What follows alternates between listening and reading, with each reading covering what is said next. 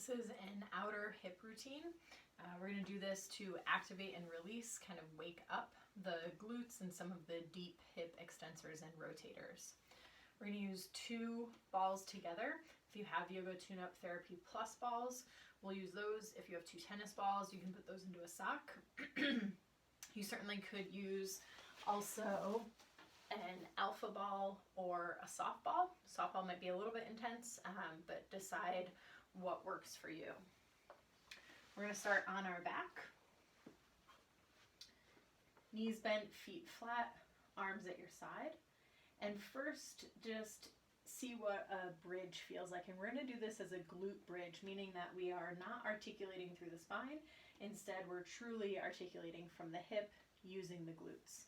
So start first by just taking a few breaths.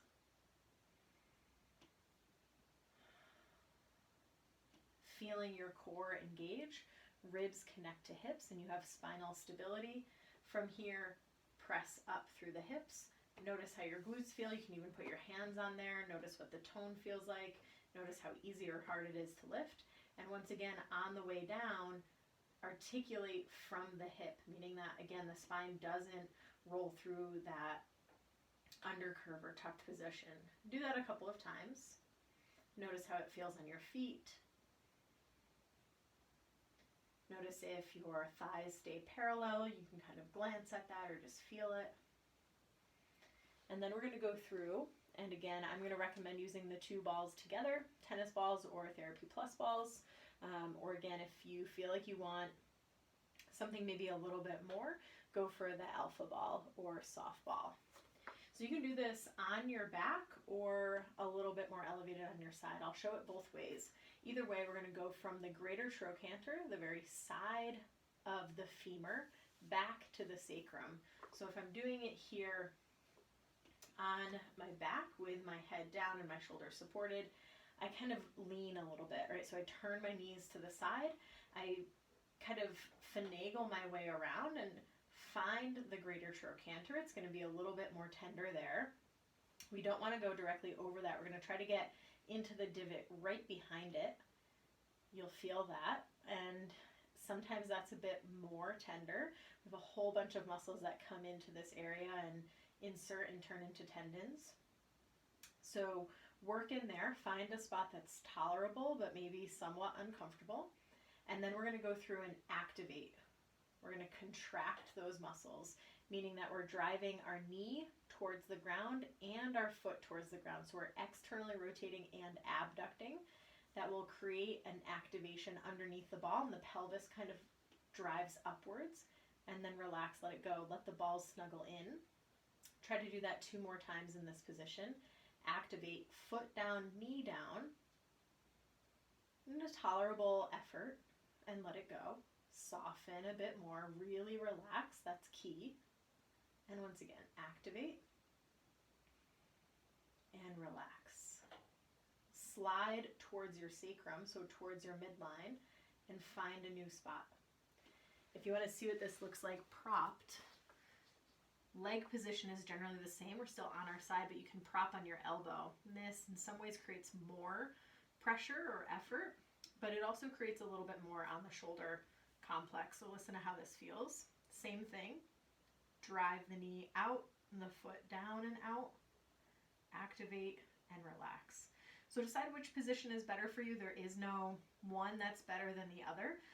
Just listen to your own body as to what feels right for you, either up on your side or on your back. Again, contract, activate, and relax. Really let it relax. In some ways it's harder to relax here. Again, because there's a little bit more weight here, sometimes that makes it harder. And once more, activate and relax. Slide over a little bit more towards your sacrum. I'm going to return back onto my back. 1 more spot. So we're doing 3 spots, 3 activations. Contract and relax.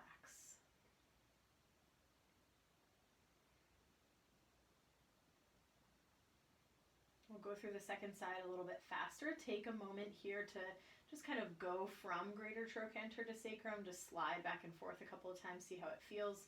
You can certainly spend more time if you'd like. and then go to the other side. Right behind the greater trochanter, find that spot that feels good, and then activate. Contract and relax. Really try to relax. Sometimes that's harder to do here. Sometimes these muscles are overactive. Contract and relax. Really take some time to relax, and once again, contract and relax. Slide over a little bit more. Again, it's up to you if you'd like to be propped on your elbow or your forearm. Listen to how that is for you. Hoo-wee. It's very common for this to be different from side to side. I'm very different here from side to side. So again, foot drives down, knee drives down, activate, contract those muscles on the back, and relax. Really let it soften. Contract and relax. Contract and relax. One more spot towards the sacrum. Decide where it feels good, where it doesn't feel good. You can slide up and down a little.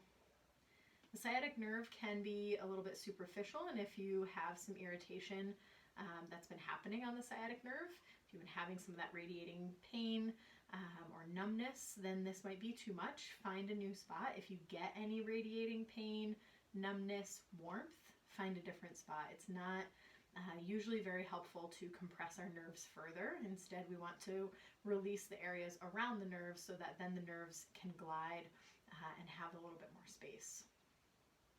So again, we've done 3 spots. You can slide a little bit from side to side, checking in with how that feels after that, and then release. You can place the balls off to the side. We'll come on to our back again, repeating our bridge and giving a variation. So once again, take a breath. Connect ribs to hips. No spinal articulation, instead just hip articulation. Find your feet, lift the hips up. Notice if it's easier. My glutes are far more toned and it's much easier for me to lift, so notice if there's any changes. Lower down. Again, repeat that a couple of times. Notice how you feel on your feet. Notice if there's any change in the orientation of your thighs. Now on this one, hold it up and see if you can engage one glute a little bit more. So I'm pushing into my right foot and I'm squeezing my right glute a little bit more. That side of my pelvis is going up. I'm going to relax it just back to the point of level. Same thing on the other side. Back to level. Do that a couple of times on each side. Can you engage one glute more than the other? Can you notice that that creates a rotation? Can you then find both a little bit more? And then see if it's possible for you to lift up on the heel of one foot while engaging the other hip a little bit more and keeping the pelvis square. I drive through my one side a little bit more.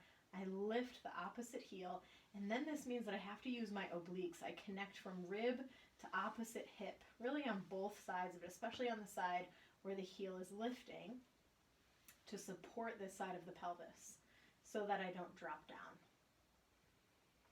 One more. Rest, and again, lower through the hips. Release out as you need to. If you feel like you need a stretch after all that activation, a couple options. You can hug knees in and rock from side to side. You can go through knee to chest on each side, or you can go through a figure 4 stretch, either with the non-gesture leg down or lifted. Always looking for a stretch in the hip, not the knee, and just release out after that.